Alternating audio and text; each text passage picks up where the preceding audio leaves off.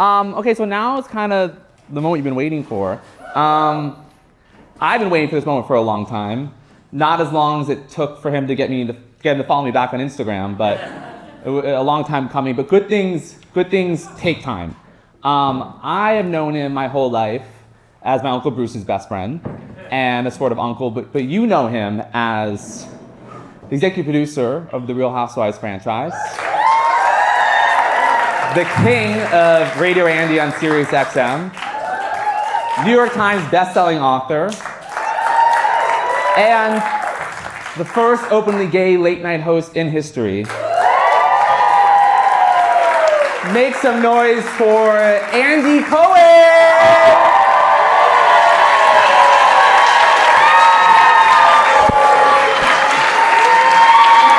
Keep it going! Thank you. Wow, thank you. Look at the crowd, they love you. They love you.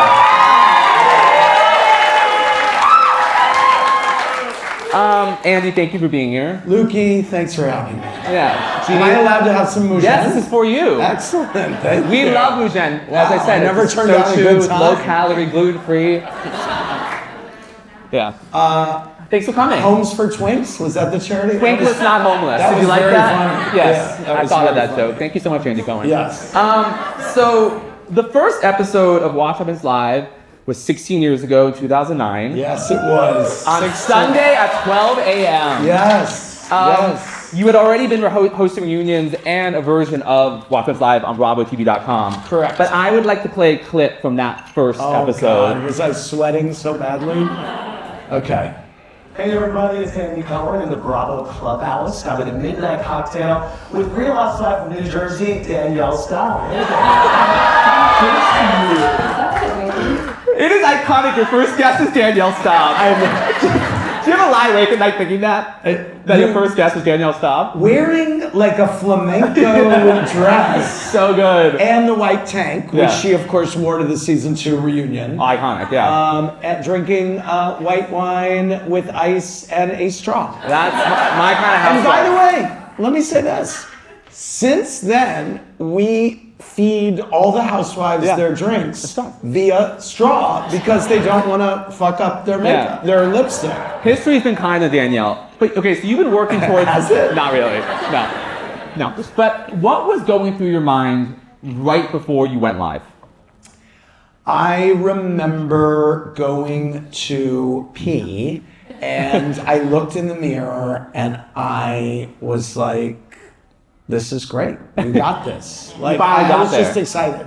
Well, so prior to that. And by the way, I was so proud of the clubhouse. Yeah. I was like, oh my God, this is all my stuff. Those were my chairs. That's my rug, which I had cleaned this week. Right. I almost gave it away. And then I was like, I think I should keep it. Yeah, it's a story. So I was proud. I was excited about the clubhouse. And leading up to that moment was like 30 years of being a producer. You know, you graduate college, you work at CBS News for 10 years on a variety of shows. Yes. You eventually get to Bravo, where you eventually run programming development. Yeah. You said once that you didn't want to leave the executive side behind until you knew that you were more valuable to Bravo as a host. Yes. When was that moment? When did I think I was more valuable to Bravo as a host? It was when the show went 5 nights a week. Right, I remember that. Which was a couple years into the run. And even then, I only gave up my day job as I was in charge of production. Right. I mean, well, no, that's from BU. Oh yeah, Yeah, that's from BU. College days? Yeah, college days. Young Andy. It looks like a hostage video of some sort. But I don't know what I'm saying, but yeah. Yeah, but wait, but since your career has never really been replicated, can be replicated, especially what's happening right now. Now it seems like everyone with a camera as a host, anyone who pretends to be a late night host and rents out a venue can be a late night host. I don't know who any of those people are, but what lessons did you learn from that traditional media background that maybe lost some people, the young millennials, Gen Zers are kind of just now doing it themselves? I think patience was really a big one. I mean, I just kind of had to, I think we all, I had great confidence and belief in myself. And when I got my first job at CBS, I thought that I shouldn't be a desk assistant. I thought I should be a producer. And I was like, they go, we're gonna make you a desk assistant. I go, that's not the job that I want. I want to be a producer. They're like, okay, well, yeah, you have to work for it. So I think patience was very big. And I think I was glad that I was calm as I built my on-air career. Because I definitely didn't want them to think that I thought that I was the shit. Because they definitely could have gotten Kathy Griffin to do something like that, or a lot of other people who were way more talented than I was, by the way. But you earned it. And then speaking of when you were that desk assistant, working at CBS in the early 90s, right? It's a different time. What was it like being openly gay and working at CBS? Well, it was interesting. I mean, you know, I left college. I was an intern at CBS News, and I was, some people there knew that I was gay and some didn't. I was called Andrew at the time, which is my government name. And yeah, it was weird. I mean, there were so many gay guys at CBS News, but they were mainly in the closet. And I would see them all at the Works or Uncle Charlie's or these bars that are long gone. But it was the culture before. Grindr didn't exist. There was nothing online. So every night, Lucas, you would have died. I mean, every night people went out. Like literally every night, and the bars were packed every night, no matter what time it was. So, I mean, it was kind of glorious. But I would run into all these guys from CBS News. A lot of them lived on the Upper West Side, and I did too for my first year. And I would be like, wow, you're gay too? But none of them were out. So that was very interesting to me, and I was. Did you ever feel, even though it was a tough time, that being gay was an asset for you during that time? Or were you still like, I have to... Not really. Yeah. Even when you're seeing so-and-so at the club?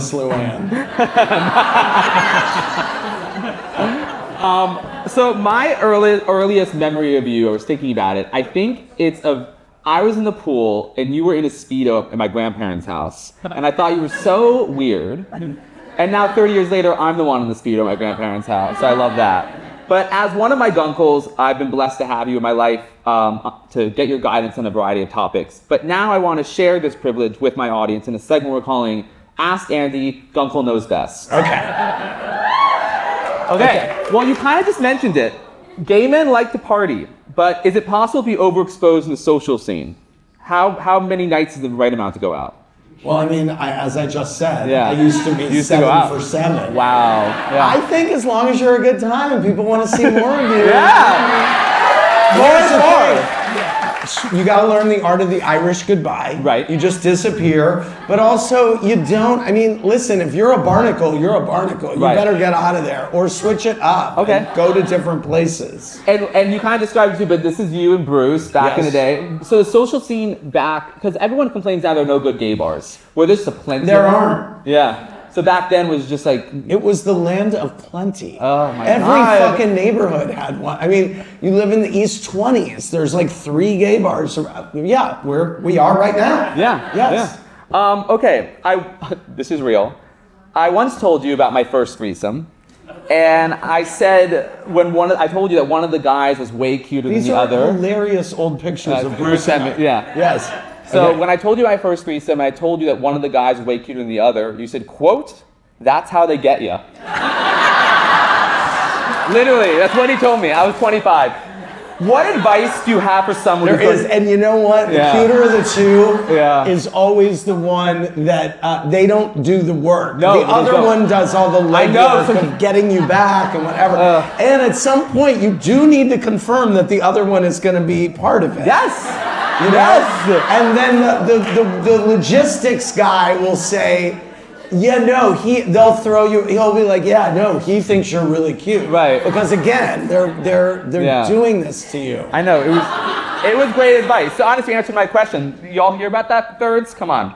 Okay. Every gay guy's first trip to Fire Island is life-changing in a way.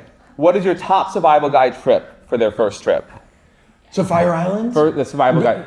You have to be with the right people, or Yeah. else it's so bad. Okay. My first several times to Fire Island were so unsuccessful. I was like, it was really bad. I was with the wrong people. I was in these houses with people that I hated. I was like, this is horrible. I hate it, you know. And it's my favorite place in the world at this point. Is there one mistake that every gay guy should make in Fire Island? Like There's a whole list. Yeah, they have to learn it. You have to. Yeah. Okay, so many gay people are afraid to be single, and they end up in bad relationships. Who is that? Just some random, What? some random gay. Okay, good. Just some vintage I was like pictures. making sure. No, it's not you. It's not you. It's Okay, not you. I was like, is it Bruce? Is it? Okay. You never know. Hey, I can go through your photos. Okay. Some people stay in a bad relationship because they're afraid to be single. You're a single father. You're successful. What do you think people misunderstand about being single? What do people misunderstand? Well, I think if you live, I mean, not to sound like Tracy Ellis Ross, but if you, not that there's anything wrong with sounding like Tracy Ellis Ross, but no, I think if you live in your own shoes as a single person, you can be, it's all good. I mean, I would so much rather be single than spend 2 minutes with the wrong person. Right. You know what I mean? Totally. Yes. When did you decide that you were gonna be a father and do it on your own? Bruce was really instrumental in that. Some people might. Bruce was very instrumental in that for me, and we had always talked about, someday having kids, and I always saw a little boy named Ben in my future, and I just could picture him. And I pictured putting him to bed, but I was never ready. And I remember the call when Bruce called me and said that he was having Ava. And he goes, I have to tell you something. And I said, oh, please no. I go, don't do it right now. I go, I'm not ready. Right. I was not ready. Right. I was like 37 and I just was like, I can't do this. And he did it. And then he was the one that was really kind of drilling in my head every year. He's like, when's Benji coming? When's Benji coming? And finally I'm deceptively old. I was approaching 50 and he was like, dude, you gotta shit or get off the pot. And at that point, I had the means to be able to do it the way that I wanted to do it, and I said, I got to do this right now. And we love Ben and Lucy. Now, Thank you. Yeah. I'm so glad that They're the best. I can't recommend it higher. And we love whenever you're in a car ride with them. I mean, on Instagram, everyone loves the car ride videos. Thank you. So I'm about to become an uncle in August. I am. Yes. Okay, no clapping for heterosexual procreation, but no, I'm excited. How can I be a good gunkle to my future niece? Well, you just will be because you're a loving, wonderful person. Oh, thank you. So when did you know I was gay? Sweetie. You know dated Madonna at 3? No, yeah. I mean, I just remember being at the pool with Bruce, looking at you and your brother, and we were like, this is a toss-up. Bruce and I were like, oh my God, this is going to be entertaining. And we love playing with my Queen Amidala Barbie doll, right? Yes. Yeah. Oh yeah, and you were so Jan Brady because he's the middle child. And just everything affected him deeper. And I had a rough there was time. always some injustice that he was sobbing about. And but you were so lovely and lovable, and you just look exactly now like you looked when you were that little boy. Yeah. But yeah, I knew on first moment I knew that. You clocked it. Yes. You clocked But then you threw us all for you had that girlfriend like 8 years ago. Yeah. You had this that's Jew-esque girlfriend. Okay. Let's not go into it. Let's talk about it. Let's talk about it. No. Love and light. Moving on to the next segment. You live a very exciting pop culture life. I was lucky enough to be a researcher on one of your best-selling books, Glitter Every Day, 365 Quotes of Women I Love. Quotes from everyone from Kim Zolciak to Malala. Yes. It's an amazing diverse book. So I want to ask you quick questions about divas we both love. Okay, great. Madonna. Yes, I wore my Madonna shirt. You wore a Madonna shirt with me. You are friends with the Queen of Pop. You text her. You've been to her parties. She called you a shady queen in front of 50,000 people. Yes. What is something you've learned about her that made you appreciate her more as a fan? Now getting to know her personally. You know what? I just read this book called, I can't remember it, but it came out during COVID, and it's called like Rebel Life or something. And it's, what I learned about her through this book, and not through being friends with her, was about her process of recording albums and writing albums and all the producers she works with and why she works with them. I think I just got a greater respect for her artistry. As an artist. But yeah, I guess that I've been surprised by how, I guess she's a little more sensitive than I thought that she would be at this point, because I've heard from her about a few things that people have said on my show, and I keep trying to convince her that, like, it's not me that's saying this stuff, it's, you know, I think she's forgiving I'm you. the good guy. Yeah. You know, Cher calls me and Anderson, she calls him the good AC and me the bad AC. That's unfair. Yeah, it is. Okay, your number one is Diana Ross. Mm-hmm. If you got her and Watch Happens Live, what is the first question you'd ask her? Well, I mean, I want to do some deep cuts about her music, really.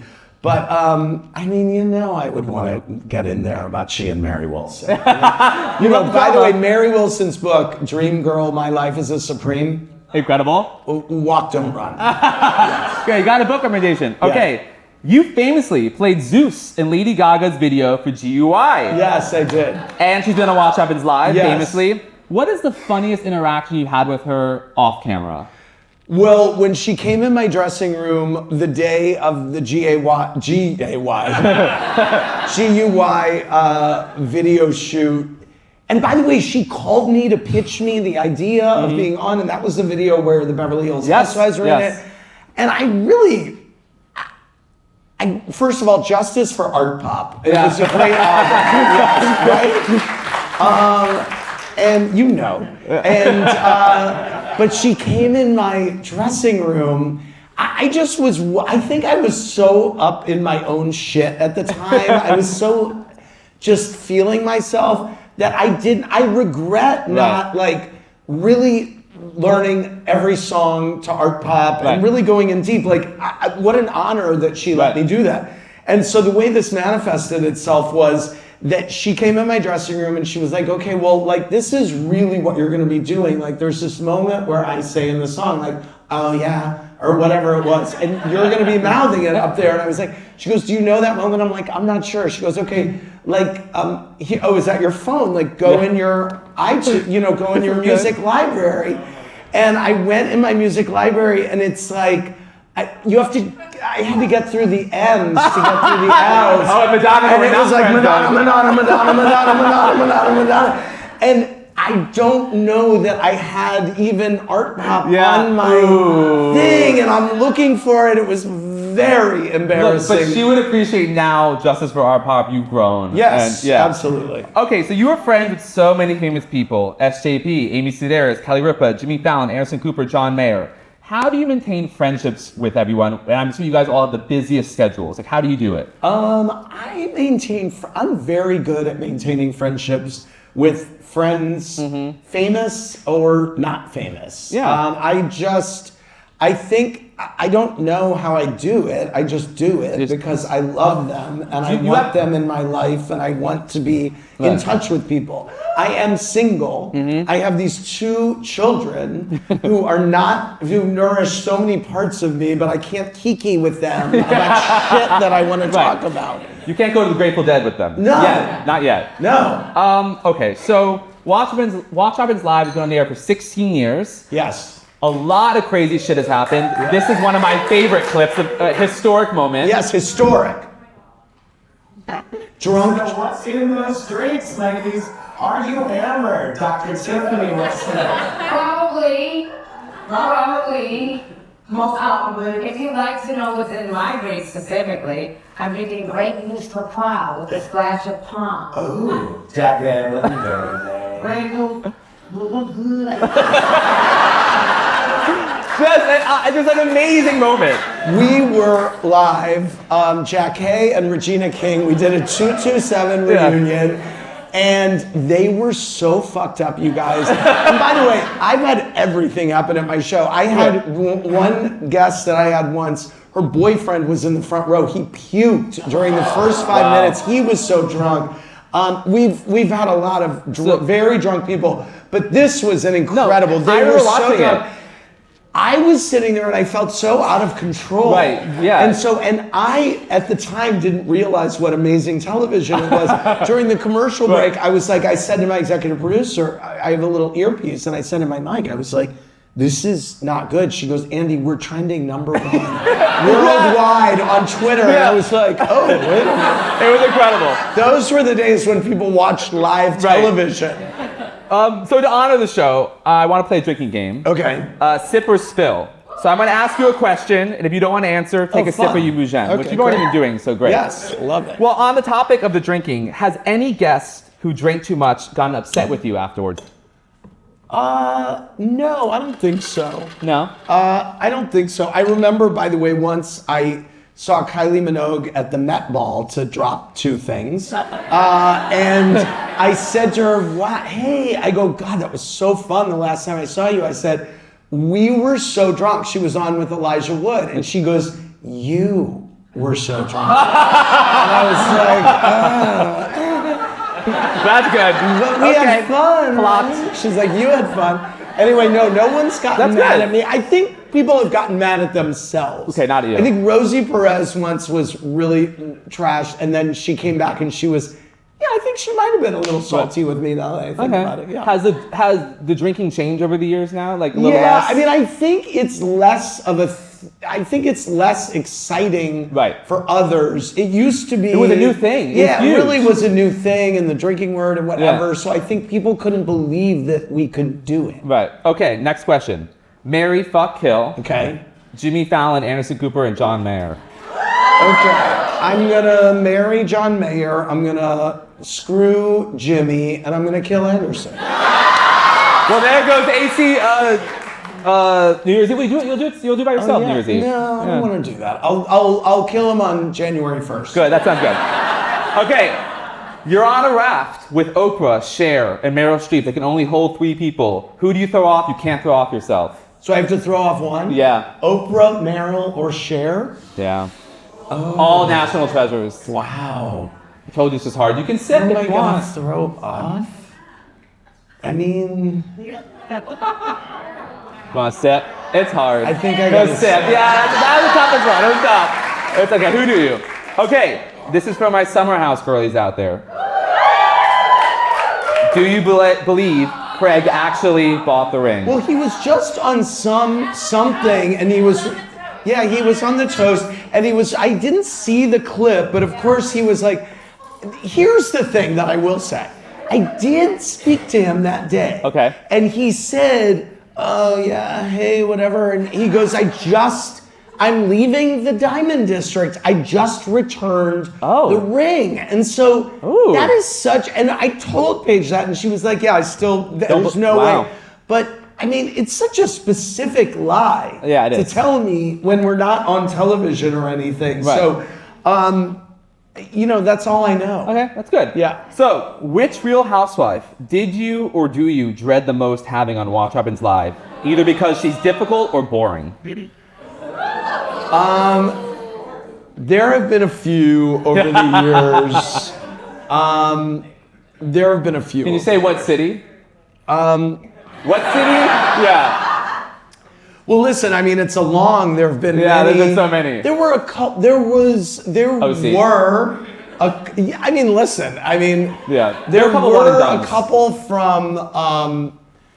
There was maybe a couple from Jersey. There was maybe an Orange County. Yeah. Okay. So now here, I believe human history can be divided into 2 moments: before Real Housewives and after Real Housewives. Now it's time to go deep on the women who bring so much joy to millions of people. Yes. I love talking to Lukey about that. We've been doing this since I was 12 years old. He gives me such good viewer feedback. Yeah. I love the new Atlanta, I do. I want to go back. I'm always interested in the process. I think people don't really know about it as much. When do you start giving notes on a cut of an episode? The minute I start watching the episode. If it's a new city, so Rhode Island, I will start I'm getting hot sheets right now for what we're filming, because we're filming right now. Right. And that means every scene that they shoot, I will get a detailed summary of the scene. Right. And then when the episodes start coming in, they will, on a new series, they'll bring me into it pretty early on. Like on OC right now, I'm watching the new season. There's like 3 cuts or 4 cuts of every episode. They're sending me later cuts because this has been going for a long time, and they at that point, how much shaping of the narrative is there left to do? It's not. There isn't. But for example, on OC, I just gave a note that's kind of going to fuck up the last 2 episodes. Really? Okay. Yes. Wow, look at that. Yeah. Well, you just mentioned it. What can we expect from the Real Housewives of Rhode Island? Well, I mean, it is the ocean state. It is one of our smallest states. Yeah. They are super Italian. It's giving early Jersey. Yeah. That's great. We love that. And how do you decide when it's time to add a new franchise? You know what? It usually just sneaks up on us. But there is a great woman who works for us at Bravo named Pamela Jimenez, who's been like really dogmatic about Rhode Island. And when I saw the first casting, I was like, oh, we got a hit. Shit. Right. We gotta do this. Love it. Yes, it made me very excited. And Potomac, we were not planning. We cast that to be a totally different show. Wasn't it Ladies of Potomac? It was either Ladies of Potomac, or it was a show. They were all involved in this charity. Yes. Called Jack and Jill, which is a very prominent charity. Yes. Among kind of prominent women of color around the country. And then Jack and Jill didn't really want to be involved in the show. And then I was like, they're housewives, these women, Well, thank God. I hope Karen's doing well in prison. Well, my letter that I sent her, which I sprayed with La Dame perfume to make her feel at home, got sent back to me because I didn't spell out the name of the correctional facility. It happened. So we just sent it back yesterday. So when you're casting for new housewives, what is the first thing you look for in a woman? To me, funny beats everything. Housewives is a comedy first. To me it is, Okay. I very often give a note when I get casting sent to me saying, I did not smile. Wow. And if I don't smile once, that's not a good sign. I mean, I think a historic moment is when you decided to just do an entire revamp of RHONY. And every Real Housewife lied awake that night because no one is safe. Right. Controversy. When does that decision happen? When you're like, you know what? I think we need to do a major recast? Or... Well, it does. It's only happened a couple of times. I mean, it was very controversial after season 4 when we let go of Jill, Alex, Kelly, and Cindy Barshop. Oh, no, Cindy Barshop, no. I know. Justice for Quad. And so it's not happened. Right. We haven't done a big overhaul like that, I think, ever, actually. So another favorite show of mine is The Traitors. Yes. What is you're not a producer on it, but what is your involvement with the show at all? I talk to Bravo programming about, I definitely am, I pitch people to them and I say, Caroline Stanberry's been kind of on me when we put Dubai on pause, she was like, I really want to be on Traitor, and I said, I will really advocate for you. I think she'll be great. I love her. And so really it's just, I'm kind of a voice in the group. Pitching. So obviously one of the greatest moments in Housewives history has happened off camera was your baby shower. Yes, which was the video, if you still pop up. We saw more of Lisa Rinna that day than I think we've ever seen when she was bending over. How do you balance being their friends and their boss? And has that shifted over the years? It has shifted like Kim's wig shifted in season 2 of Atlanta. It has shifted. I think, look, as the years have gone on, and certainly since I've had kids, now I don't really see them socially much except at Watch What Happens Live. We all, and certainly we text or talk if there's a problem. But Yeah, it's shifted. I mean, life has gotten more complicated in the last few years. Of course. Yes. So do you know there is a conspiracy that when you ask questions from the viewers, you're actually asking questions from fake. yourself? No, and- when the questions are from me, I say them. Yeah. I don't need to say Marjorie from Trumbull, Connecticut. I'll fucking say it myself. You don't need to. Yeah. Well, that's good because we have some questions from our audience, totally from our audience. And if you don't want to respond, you can say what Sheree told you when you asked her if she liked Kim's song. Definitely, I thought it was fun. I like the beat. I know, we gotta talk about that moment because Kim Zolciak just performs and Andy goes around to the women and he asks, "What'd you think? What'd you think?" And he gets to Sheree, "What'd you think?" She goes, "Of?" The song? And she goes, "Oh, I thought it was fun, like the beat." It's an incredible moment. Top tier shade. Top tier shade. Okay, so first question. This is from the audience. Madonna Slut 93 asks, who's the biggest flop on the new RHONY? Probably someone who's not there anymore. Okay, we get into that. How is casting for the new season? Are we Good. Good? Great, I'm excited. Okay, Gandalf the Gay 69 asks, which housewife is the most annoying texter? Wow. She's a housewife. Oh boy. Hold on. I want to think. Hold on. I mean, I'm not going to actually say it, but I'm curious for myself to know. So I like the beat. Yeah, I like the beat. I like the beat. Okay. Mama La Kamala 2024 asks, you must ride in the Sprinter van with the Real Housewives of Salt Lake City. Who do you sit next to? Oh, okay. Who do I sit next to? Mary M. Oh, yeah. Yeah, you're right with Mary, of course. Mask for Mask asks, if aliens came down to Earth and asked to watch only one Real Housewives show, which one would you tell them to watch? Oh, wow. It's an Interesting question. I thought, question. because what is the quintessential Real Housewives show? And I know. I mean, I think it's OC. Okay. You watched the original. That's a Yeah. good answer.